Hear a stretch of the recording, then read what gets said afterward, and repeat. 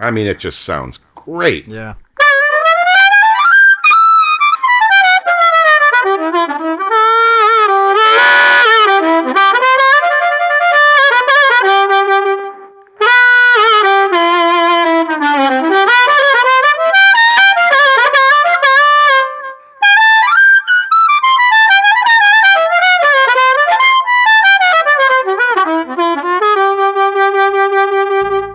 Hey guys, this is Clark. We've got Pat Bergeson here. Pat, thanks Clark, for joining us. My pleasure. Really appreciate it. My pleasure. We have gotten to hear Pat play with the Dyna-Mic and his harmonica, and it's just really incredible. You're such an amazing player, and I hear you're an amazing guitar player as well. Well, thank you. Yeah, Yeah. I play guitar too. Yeah, that's Yeah. super awesome. Yeah. What have you been up to in Nashville recently? Who are you playing with recently? Well, I did a lot of guitar camps this summer. Did the Rocky Mountain Guitar Camp in Arvada, Colorado, and I did the Pete Huttlinger Guitar and Fly Fishing Camp up in Montana for 2 weeks. Do you fly fish as well? I fish a lot, but I don't fly fish as often. But the fly fishing was part of the camp, which was amazing. Cool. So 3 days of teaching and a day of fly fishing on the Yellowstone River. Wow. Floating down the river was amazing.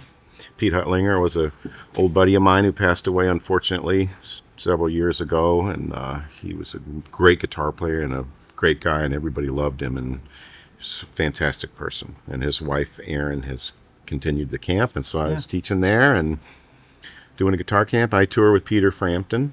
Cool. You know, I started working with him a year ago, January. And we do a few-week tour a few times a year. We're going out again in October, and he's a blast to play with and one of my favorite musicians and favorite guitar players, and he's got an incredible band, and we have a great time. So I'm doing that, and then I do recording sessions, do a lot of harmonica recording sessions, as a matter of fact, and a lot of guitar stuff too, and yeah, it's just I'm busy all the time. Praise the Lord. Yeah, Thank you. awesome. Yeah, so it's really great. I'm really very fortunate. I really am glad that I'm still working as a musician. Yeah. You know, and all of us who are musicians are glad. that Yeah, we're still working absolutely. as musicians. Absolutely. But yeah, things are going great. Yeah, so that's I do amazing. that, and I'm play with a band on Saturdays down at the Acme Feed and Seed with Charles Wig Walker. He's a soul singer. He's just turned 85 years old. Yeah. And he's an unbelievable singer. Pete Abbott. With Pete Abbott and Charles Treadway, we have Yeah. a trio. We've been playing together for years, and I do jazz gigs too on guitar and harmonica, but yeah, I play rock and roll and all kinds of stuff, and strum the acoustic guitar and whatever anybody needs. That's awesome. You know? Killing. Yeah. So yeah, that's what I'm doing. How long you been in Nashville? I moved here in 1993. Wow. Yep, I moved here in early 1993. I started working with Chet Atkins in 1991, Incredible. and then he kind of urged me to move to Nashville, and moved here and worked with him for 8 years, and then I toured with all kinds of people over the years, and still doing that. That's awesome. So for somebody who has seen Nashville for 30 years, how has it changed in your eyes? It's changed 180 degrees, completely changed. Okay. Yeah, it's unrecognizable. It's not even close to the town that I moved to. Music Row, I mean, they've pretty much bulldozed the entire place and put up condos and all kinds of stuff. And Sure. it's very, very, very different. Yeah. All the neighborhoods have changed. Everything is just completely different. And so many people have moved here. But it's really great. I mean, it's still a lot of really great things going on in Nashville, and a lot of great musicians, as you know. Yeah, and, totally. And, and so many interesting people, and of course your place here, which is amazing. I had no idea about, Thanks. which is so cool. Yeah, thanks, Pat. I mean, it's really, really great. And, it's so different. Yeah, but totally. it's not as good in that, it used to be a tiny little town, and it was quiet, and it took 10 minutes to get anywhere, and there was no rush hour. Right. And, it was all just really, really great that way. Yeah. But, we had like 5 restaurants in the entire town. That's right. You know what I mean? I mean, now it's like a way different place. It's Right. so much better in so many ways. Totally. But anyway, yeah. Yeah, getting to, I've been here for 12 years now, And I don't know if you ever went to the Soulshine Jam on Sunday nights. Yeah, I did. I did a few times, a long time ago. I met so many people that I still play with and know and connections there at the Soulshine Jam. Maybe I met you there. Maybe so. Yeah. And then what happened is they built condos across the street.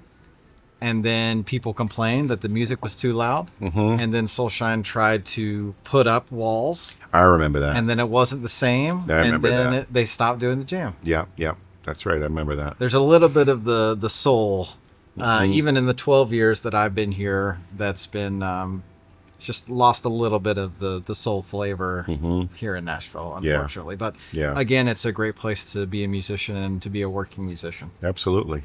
To be I working agree. as a musician. I agree. I agree. Yeah.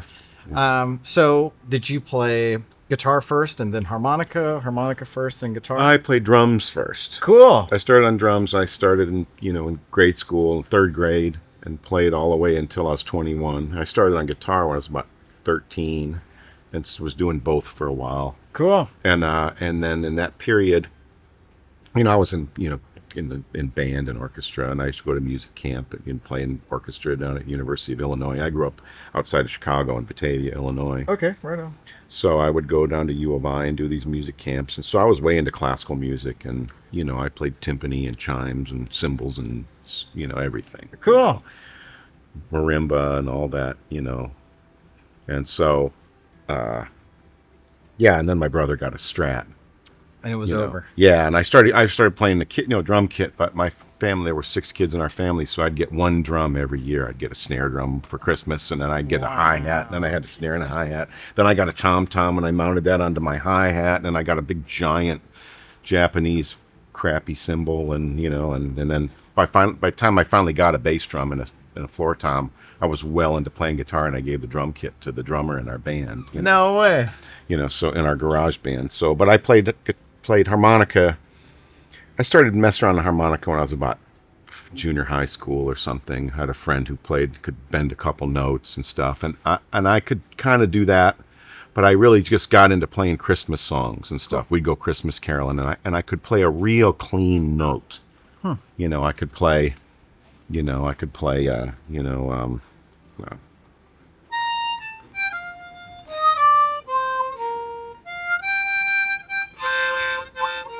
Oh, I wasn't tongue blocking. Oh. And then I would get my hand going, and I would try to figure out ways to play melodies and make it real expressive, I'd go.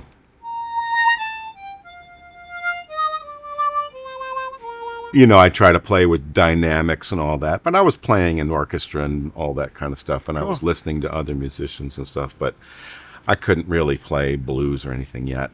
And then I heard a harmonica player named Randy Marsh from Michigan play on a gig I was doing, a jazz gig on a New Year's gig around 1986, something like that, 85, 86.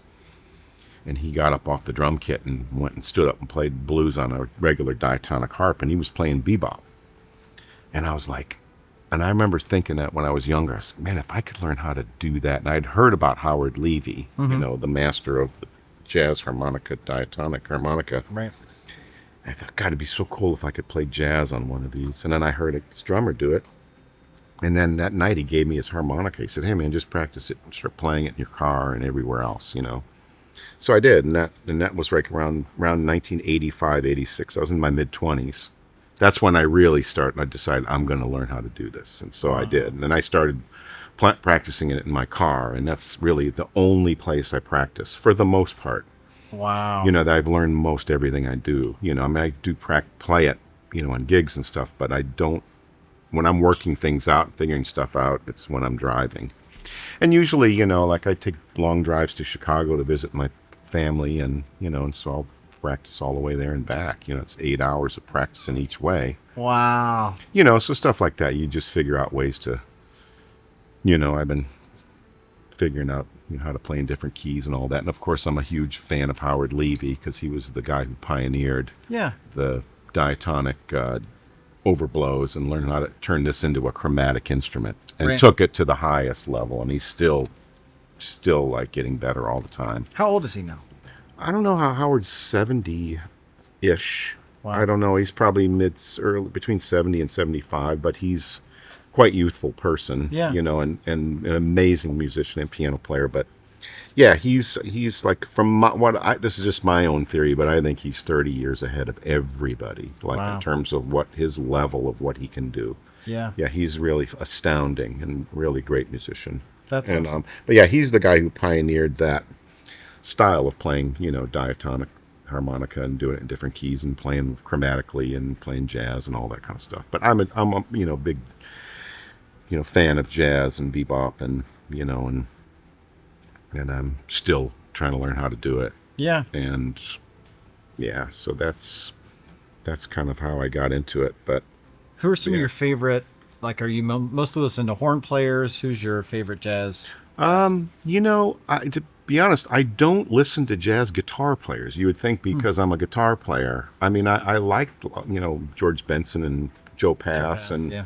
Bruce Foreman and people like that, and I love those guys. Yeah. But I like this, I listen mostly to sax players and trumpet players Yep. and piano players. That's where I'm stealing stuff from. Yeah. And also the articulations on the horn, I'm always trying to emulate that on the harmonica or on the guitar, Totally. like, it's not a kind of style where you're going to pick every note. Sure. Right. There's all the slurring and the things that make it slippery and groovy, Totally. know, right? The Alan Holdsworth. Yeah, sort yeah, of thing. yeah. But even like that's even more of a rock style. But even Sure. like in the jazz style, but even in the rock style, too, Yeah. I mean, I love, but I love Steve Morse is like one of my favorite, guitar players in the world. He Yeah. picks every note, Right. But yeah. So, but it's for jazz people, I'm listening more to Sonny Rollins and Cool. Clifford Brown and Sonny Stitt and Yeah. Oscar Peterson and Yeah. Wynton Kelly and all those guys from Cool. the 50s era bebop guys and beyond that. I mean, I Yeah. like modern guys too, but that's kind of the springboard for my, for the kind of thing that I do. Yeah. And I like older swing players too. But yeah, That's awesome. yeah. So, as a bass player, I can see visually with my hands what I'm doing, and when I'm improvising, I can see. I'm like visually, it's coming across. With the guitar, you can do that as well. But how are you picturing what you're doing or thinking about it with the harmonica? Some people ask me like, "Are you picturing the guitar?" And I am not, absolutely not picturing the guitar. Yeah. And I've heard Howard Levy say that he sees the piano keyboard, and I can't imagine how that would work Sure. because. But yeah, apparently he has this mental picture in his head that corresponds with what he's doing on the instrument. But on the harmonica for guitar, I'm visualizing a completely different thing. I mean, Okay. I'm thinking about what's there on the harmonica. Cool. But in the same way, on guitar,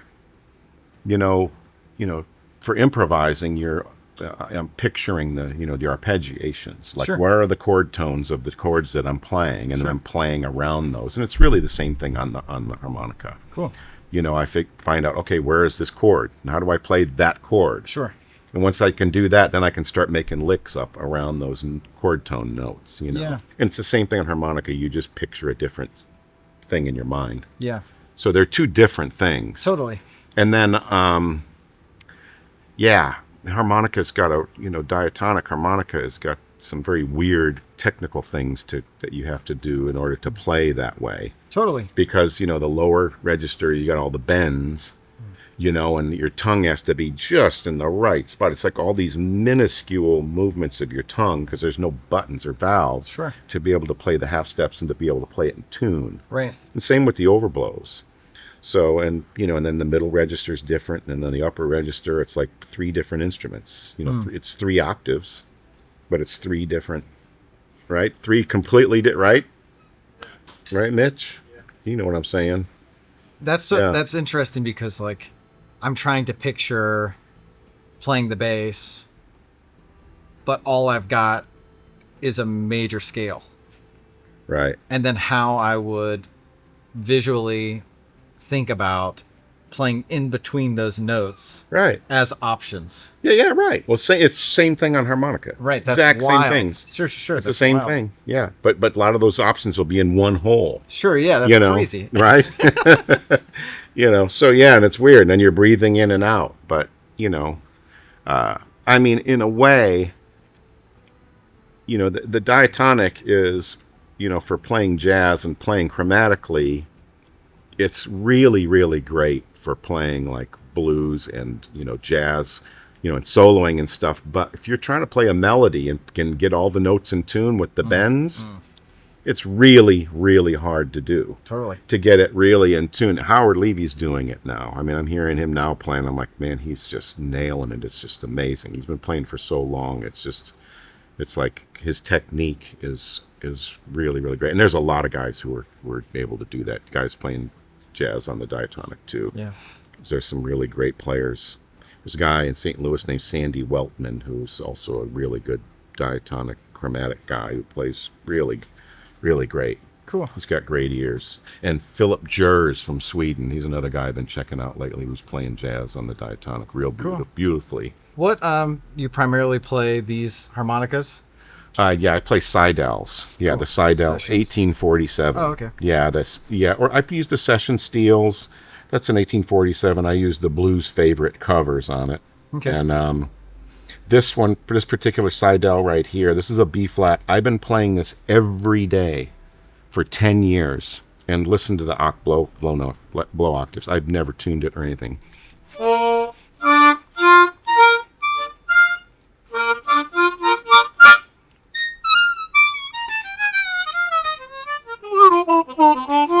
I mean, it's still playing in tune. Yeah, wow. I mean, it's tuned to equal temperament, which I like. Cool. Do you work on your own harmonicas? I do. I set them up when I buy them. As soon as I buy one, I take it apart. And then I gap the reeds, this thing called gapping the reeds, where you make the gaps in the reed tighter so the overblows come out easier. Cool. And I do that. And that's it. I just gap my harmonicas and I play them, I mean, if I find some of them every once in a while, I'll get a harp from Seidel that's it's just not getting there, and it's like it might be some like kind of anomaly in the reed. You never know what it's going to be, but most of the ones I get from Seidel are fantastic harmonicas. And what reason I'm bragging about this that I've been playing it for 10 years is the reeds are made of stainless steel. So they don't go out of tune very often. It takes a while for a note goes out of tune. Cool. Sometimes it doesn't, but for the most part, it takes a long time. I can play one of these for a long time, and they stay Years in and tune. years. Yeah. So it's just the stainless steel reeds are just tough. Yeah. They're harder to work on for customizers and stuff because if they want to shave them down or tune them or whatever, it's a little bit more difficult. But I love them. When I first played those, I've been endorsing them since probably 2008 or 7 or something like that. Cool. And first time I played one, I was pretty blown away by them. Awesome. But I play Honers too. I like some of the Honer harps too. But I've really gotten attached to these kind of reeds. Yeah, that's awesome. This might be a little controversial. Yeah. Have you played some of the Chinese stuff that's coming out?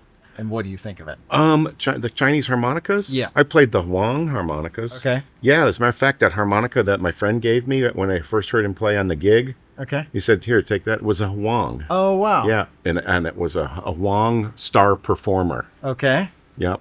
And the people. They still make harmonicas. Yeah, I don't know. What about Yeah, it was a function? diatonic, but no, Huang still makes diatonic with chromatics, don't they? I'm pretty sure they do. Maybe. They do. I'm pretty sure they do, and they're good harmonicas. But this one I had was it was totally fine. You know, it was kind of like a special 20, Cool. but with a different shape. And if they're making them for real cheap Yeah. and people like them, Sure. that's even a big plus. Sure. People are definitely buying them. Yeah, because they're expensive. That's another reason I like the stainless reeds too. I mean, I do. You said, do I work on my harps? I do know how to tune them. Yeah, cool. I do know how to tune them. I'm not really great at it, but I've messed up a lot of them. But Sure. That's the best way to learn. Yeah, that's exactly right. How many harmonicas do you think you own? Oh God, I should take have. a wild I guess. should have brought my bag and just opened it, and so that I could show you. It's like it's disgraceful. Well, the disgraceful part is like I've got this bag, right, and I'll organize it about once a year. Sure. And then it takes 1 week for it to just be a complete disaster. And then I'll show up on a session and I'm just like this. And sometimes I'll just dump the whole thing on the floor, and I'm like, where's that, and I'm like, why am I doing this to myself? That's incredible. And, but I don't know. I've probably got, 130 of them or something. Nice. I don't know. And there's some of them, I got big boxes of ones that I need to just give away to some customizer or something. Like old gold melodies that I don't use anymore. I started on those. I like those. Howard Levy, I know, used the golden melodies, so I started on those too. But not the new golden melodies. No, I haven't played the new one yet. No, I haven't played it. I heard it's way different. But I've got some old ones that I'm not going to play anymore. But I've just got like old chromatics and stuff. Yeah. And, do you play any chromatic? I do play chromatic, and I love playing chromatic. Yeah. Yes, I do play chromatic, but mostly on sessions. As a matter of fact, only on sessions. Cool. I've played it on live gigs before, but I'm way better on the diatonic, playing chromatically. Yeah. But if I've got to play a melody and it's got to be really spot on in tune, I'll play the chromatic. Sure. Yeah, as a matter of fact, I've made several recordings, on a couple of my records where I'm playing chromatic, cool. and I can get around on it pretty good, but I'm better on the diatonic.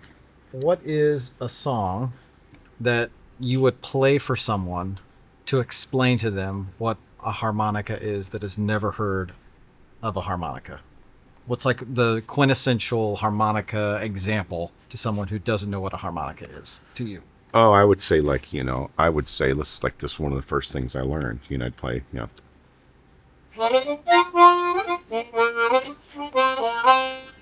Cool, yeah, Susanna, yeah. and then,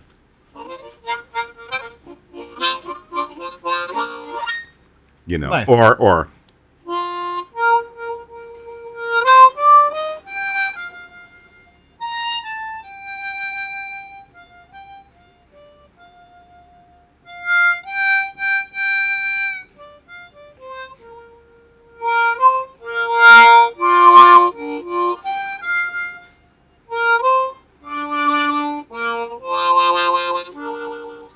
That's great. Oh Shenandoah, or like folk songs Yeah. and Christmas songs and anything with a melody, Cool. That's that would be my take on it. Awesome. That's rad. How many times have you gone to take a solo and the harmonica's been upside down? Oh, like pretty much every single time. Yeah, that's another thing that I need to do. Like this B flat that I'm playing here, I don't put there's no sticker on it. Why don't I put a freaking sticker on it? How long have you had that one again? I've had it for like more than 10 years. Oh yeah, so when I said I haven't tuned it, this B flat. Right. I haven't had, well, it's not to say that it's perfectly in tune, but I mean, it's pretty good for that long and playing absolutely. it every day. Right. Yeah. So, like the C, you can see this one has I took a piece of painter's tape. That's great. And just so I know that's the top of Sure, it when sure. I pick it up. But this B flat is, anyway. So yes, quite often. Nice. Yeah. So do you always have a harmonica on you? No. Okay. No, I don't. No, I there's always one in the car. Okay. There's one close by. Definitely one close by. I can get to one fast enough. Yeah. You can play, I'll say, you're playing a gig tonight, and you can call any bass player and any drummer as your rhythm section. Mm-hmm. Living or dead. Okay. Who are you going to call? Well, I'm not going to call the dead guy because he won't show up. Okay. He won't answer his phone. Yeah, he won't answer his phone. Yeah, right. Yeah. Who would I call if I had a gig and I could call any living or dead drummer or bass player? Like Mount Rushmore rhythm section for you. I don't know. How about Ray Brown and Ed Thigpen? Okay. Or Oscar Pettiford and Philly Joe Jones. Okay. Awesome. Yeah, I don't know. Like that list goes really, really, really, really long. Cool. Yeah. Of course, there's so many good ones. I'd love to. I do like the idea of being able to call the dead guys. Though. Yeah, right. Yeah. So, what are some difficulties with playing harmonica on a gig? What are just some things that you come across that are challenges? I think sometimes, well, for me particularly, I mean, it's going to be different for everybody, but for me, I mean, I always like to have reverb. Okay. If I'm going to sit in on the mic, if I'm going to play on the gig, or if it's going to be my gig or something, and I'm going to play harmonica just through a microphone, I don't bring my own microphone, I mean, unless it be the Dyna-Mic or, but I mean, I don't really bring, I'll just play through a 58 or whatever. Okay. But difficulty would be, if you don't get a proper sound check, with the harmonica, and also, if the sound man isn't, sometimes they want to turn the microphone. They think because it's a small instrument, they want to turn it up louder, or something. I don't know. Interesting. Yeah. Who knows what they're thinking? So it is the loudest instrument on earth, by the way. But anyway, getting a good sound on the microphone when you show up to play. I want to have some reverb, and I also don't want. I like to have the sound guy maybe roll off of any real super high end. Just so it has a sweeter sound, and then get it. I do like to get on the mic, not right like cup it, but get even have my hands on it or very near it, so I can play softly and still get a big sound. Yeah. I can get some more low end from the microphone, from the proximity effect, and all that kind of thing. Yeah, totally. So those kind of things, just being able to get that in advance. Yeah. You don't always get to have that. So Sure. So sometimes you don't know what it's going to sound like, and sometimes it's the sound guy doesn't know how to deal with it. So Sure. Of course, if you're playing through an amp, feeding back, getting it set where it's not going to feed back. Are you playing a 58 into an amp, or are you doing a bullet microphone, or? Well, I do have a Bulletini mic. Okay. I have a Bulletini that I use sometimes, and that one same thing. I'd run it into that amp that I brought with me, or this mic. Cool.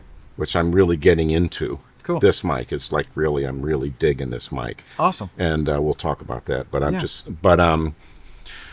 so it's usually just those kind of things. I mean, harmonica is, as long as you're not getting feedback, from being on stage with an amplifier. Yeah. But if you've got a long cable and your amp's not close to you, I don't really get much issues with that. And I haven't had with this amp that I'm using now. It's like I don't have any problems with that. Cool. It's just, yeah. That's awesome. No issues. Cool. Yeah. So you've been this mic too, no issues with feedback with awesome. that. Yeah.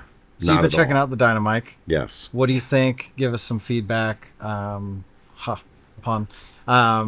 What's your approach? How long have you been playing it?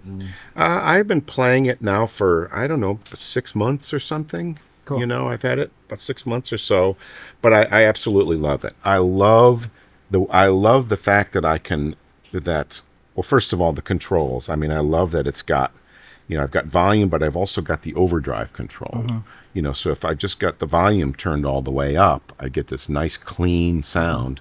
But then if I want to overdrive it some, it's Right. this very musical sounding overdrive. Great. It's not a real fuzzy, it just sounds like it's just this real warm quality that it adds to the sound. Wonderful. And not like distorted. It just sounds like the amp got turned up a little louder, which is perfect. Good. It really is perfect.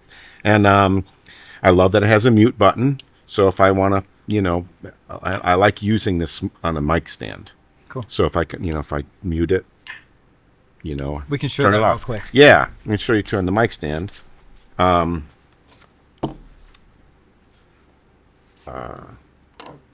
Yes. Oh, yeah. And the magnet.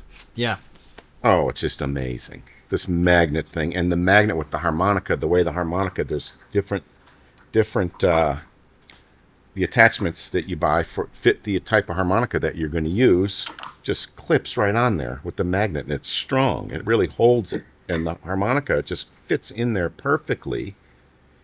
And yeah, no feedback issues. And then yeah, this just clips right on there real strong. See, and I've got the wah-wah hand effect thing, which is turned on at the moment. So if I turn that off, right? I mean, it just sounds great. Yeah.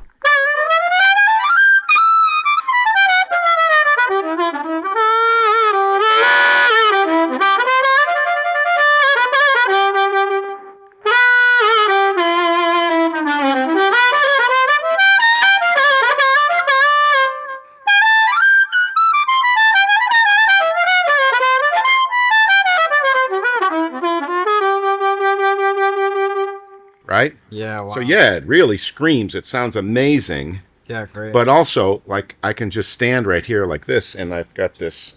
When I clip this, this gives you the hand effect thing. There's a small sensor right here. Yeah. So I'm not just going to be telling you about the mic that No, you please, designed. please. Let me tell you guys all about your mic here. All right. So yeah, so I love that the hand sensor here thing you can do, you know, the wah-wah effects. You know, since the microphone, which was a neat design, I'd seem to tell me if I'm wrong, you designed this so like it fits in here perfectly, but it allows for so no feedback. You're not going to get any feedback from an amplifier, which is really great for blues and rock players, you know, or any kind of person who wants to play with a mic. Totally. Like I was saying, this can be a clean mic too. But So you can compete with the loud guitar players on stage. exactly, and that's what it's all about. That's man. right. Being louder than everybody else. That's right. Especially the guitar players. That's right. No, I'm just kidding. Okay.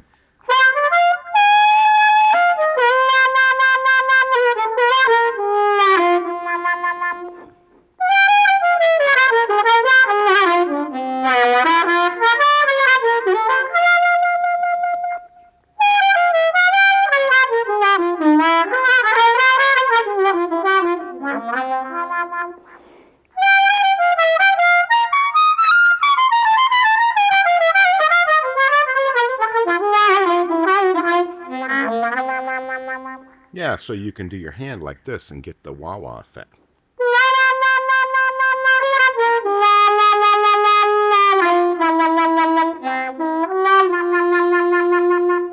Yeah, Right? incredible. Which is really cool. And then if I crank it up, you know, you can get this great blues sound.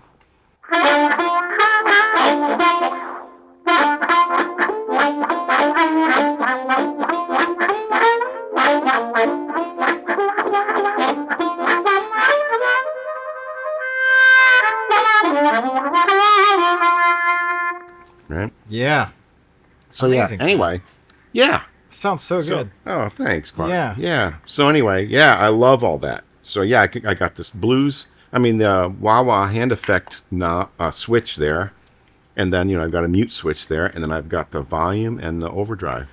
Totally. Right? And yeah, and I like that I can play this on a stand. I don't have this quite adjusted right, so it won't move. But yeah. But see, for a guitar player, you know, if I want to stand here and I got to harp on the mic all the time. Right. I don't have to reach for it and reach for a mic or whatever, or even just reach for the harmonica. Which is not a big deal. Sure. But if I want to get that blues sound, having a harmonica mic with an overdrive on a stand ready to go when I can rock out on it.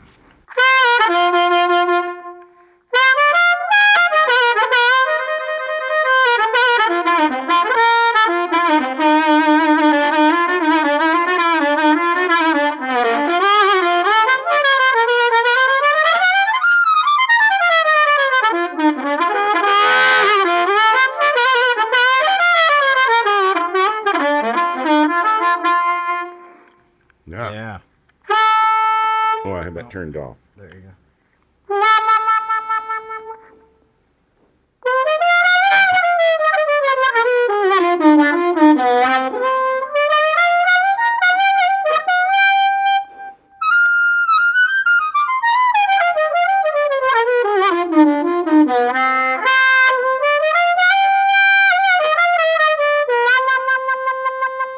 Yeah.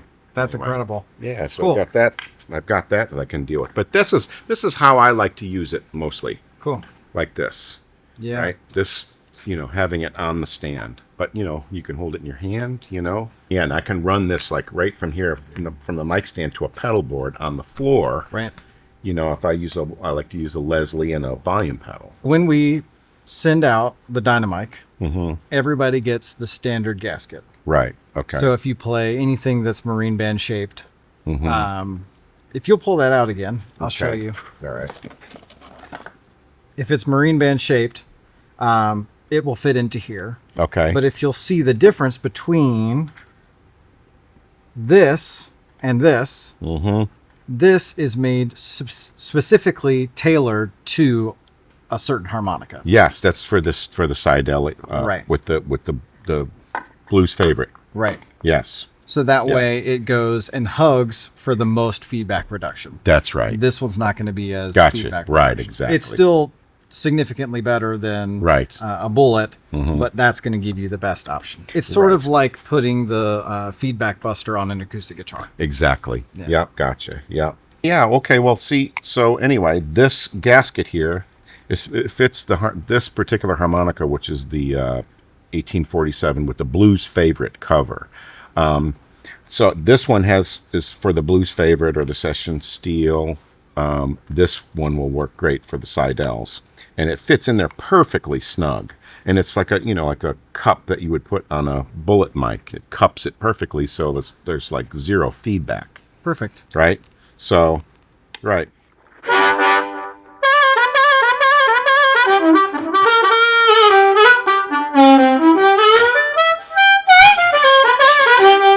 Right? So, yeah. So it fits that perfectly. But yeah, so if I want to change it out and use a different harmonica, I just pop this one out with the magnet, right? We can use my Lee Oscar, for example. Yeah. And if I wanted to use a different one, here's the standard gasket that comes with the instrument, Right. with the microphone. And then there's for that, and then you can put a Lee Oscar in here, and it fits in perfectly. There you go. So yeah, these are all interchangeable and fit the harmonicas that you need them for. I kind of wish that bass had tons of magnets, then I could just put stuff to my basses. There you go. Right. And I don't have exactly. I don't have a 1847 silver with the standard cover that comes on with that, but this is those are the harps that I really like to play a lot. Cool. I like most of the Seidel harps, the Lightnings and the Nobles. I use all of them.